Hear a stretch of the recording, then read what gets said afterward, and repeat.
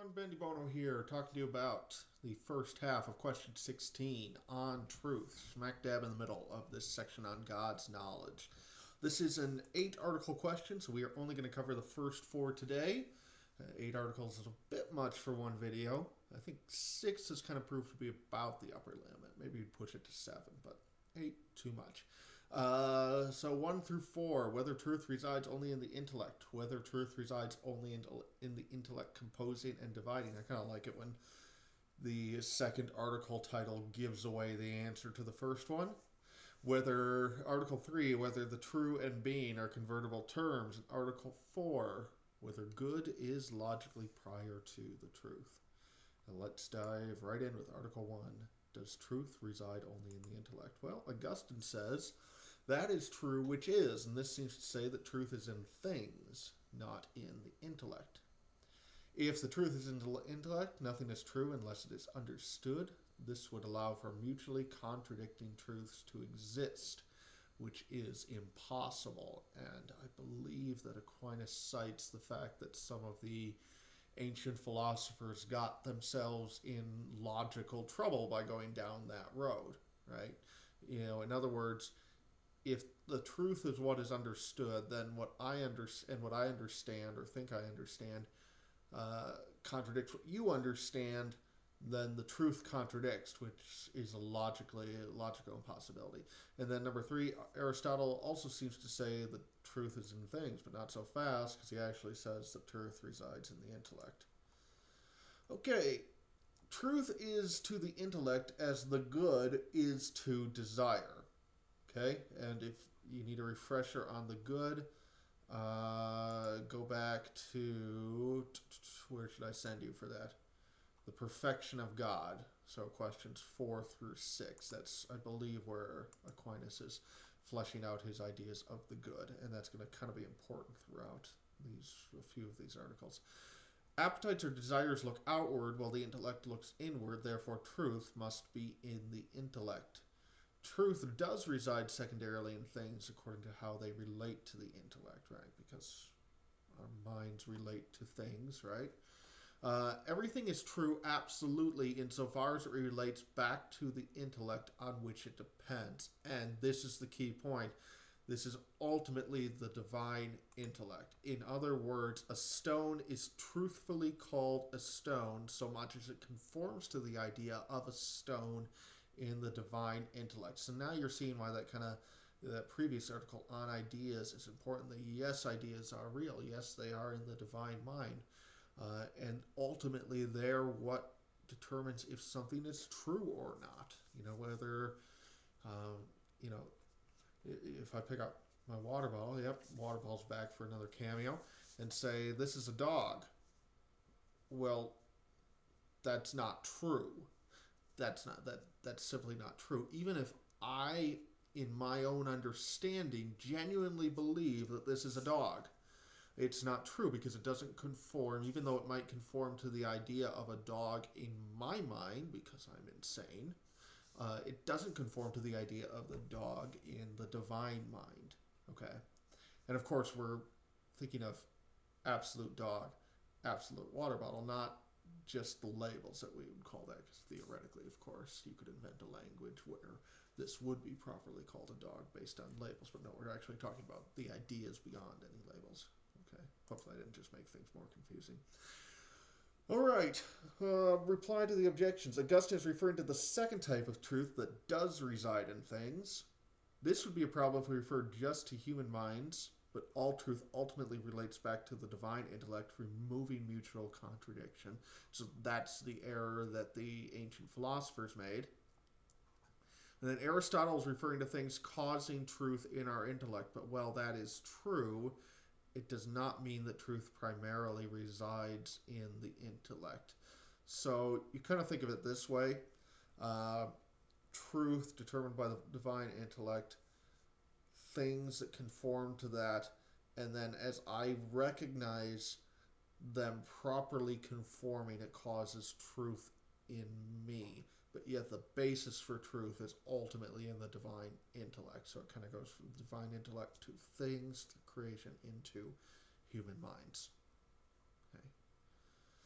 Article 2, whether truth resides only in the intellect composing and dividing.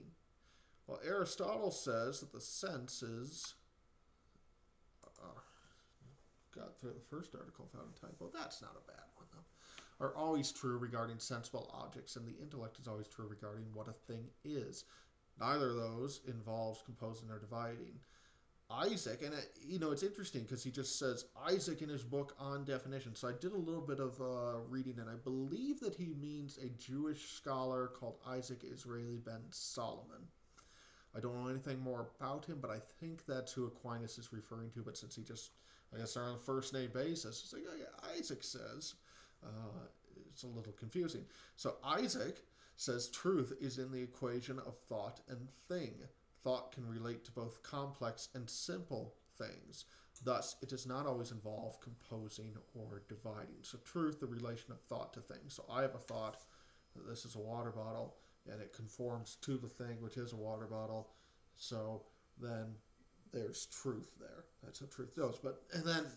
And so in the case of a complex thing like this, we could say composing and dividing might be involved. But what if I'm thinking of a wholly simple thing like God? Well, then there seems like there's no composing and dividing. Let's see. Aristotle says that truth needs composing and dividing. The truth of what the senses see is determined by the intellect joining the thing's sense to its form. Thus, even simple things involve composing and dividing, since the intellect must unite the thing sense to its form. So even if I'm sensing a wholly simple thing, there's still, it doesn't make the thing complex, but for the purpose of my mind understanding truth, there's a unity between that thing and my mind, which creates complexity, which is this process of composing and dividing. And then Aquinas says the article suffices to explain the objections. We don't need any more. And I think it mostly does. I think that that right there is a good explanation, at least of number 2. And I don't know. I guess if Aristotle says that the truth needs composing and dividing, we'll just trust him. All right. Whether the true and being are convertible terms, convertible synonymous, can you, I guess not quite synonymous, because they might follow up different ideas, but are they referring to the same thing? Similarly to how we saw back in questions 4 through 6, how good and being are synonymous terms. So now we're asking whether the true and being are synonymous terms. Our objections: truth resides in the intellect, while being resides in things. Therefore, they are not convertible. Truth can apply to non-being as well as being, which would be a problem with trying to say it's convertible with being. And that truth seems to be prior to being, since being is understood as part of truth. Well, let's see what we got here. Aristotle says they're convertible. True is related to knowledge. Truth is related to knowledge. Everything has being insofar as it is knowable. Okay? So truth is related to the knowable, concerns the knowable. Being is related to the knowable, so that's where we join them together and say, yes, they are convertible to being just like the good is. And then here's the different aspects of, or ideas that they represent. So good represents desirability of being, well, truth adds relation to the intellect. Okay? So just kind of rounding out this idea of existence. All right, what about our objections answered?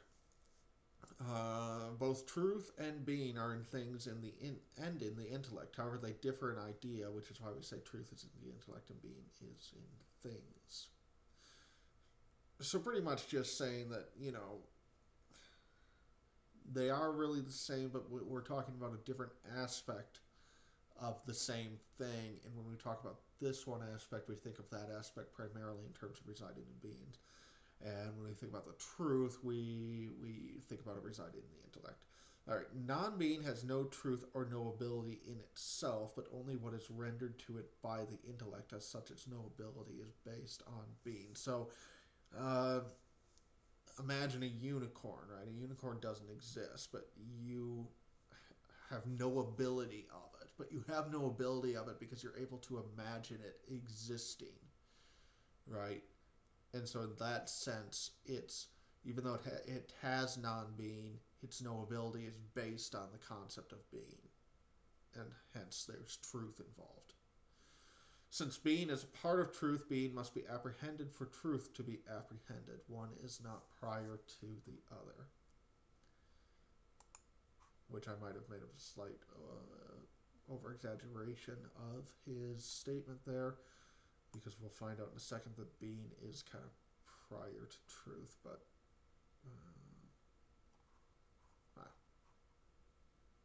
Aquinas just, he disagrees. So we'll just leave it at that. Whether good is logically prior to the truth. What is more universal is logically prior. The good is more universal since truth is a type of good. It's the good of the intellect. Therefore, the good is logically prior to the true. The good is in things, while the true is in the intellect. What is in things is prior to what is in the intellect. Truth is a type of virtue. And Augustine says that virtue is included under good. Therefore, the good is logically prior to the true. Okay? What is in more things is logically prior. The true is in things like mathematics, where the good is absent. So, take that. Well, both true and the good are convertible with being. They logically differ, right? The true comes first for two reasons. First, the true is closer to being since it regards being itself, while the good regards the perfection of being. Okay, so the true, just raw being. Perfect, imperfect, whatever. The good, perfection of being. Okay, and then second, knowledge precedes appetite. The true regards knowledge, while the good, because it concerns desire, regards the appetite. All right. Reply to the objections. From the perspective of the will, the good is more universal because it is more desirable. From the perspective of the intellect, the inverse is true. Therefore, we can say the good is prior according to desirability, but not that it is prior absolutely. Okay, that's an important distinction. Reply to 2. The intellect apprehends primary being first, which would be being itself. It understands being, knows being, and that's what we're calling truth, second. And it understands being as desirable, that is the good, third. So no, the good does not logically precede being. And then 3, the virtue of truth is not the truth of the type discussed here, but merely a kind of truth. And Augustine Aquinas goes into more detail on that in the answer to the objections as far as how particular truths don't comprehend to truth absolutely. So you can always feel free to read up on that. All right, so that's the first 4 articles, and I think we're in good shape. Not too tough today. I didn't feel, always a couple head scratchers, but it's not that bad. So I'll be back in a day or two with articles 5 through 8, and we'll keep rolling our way through the Summa. Talk to you later. Goodbye.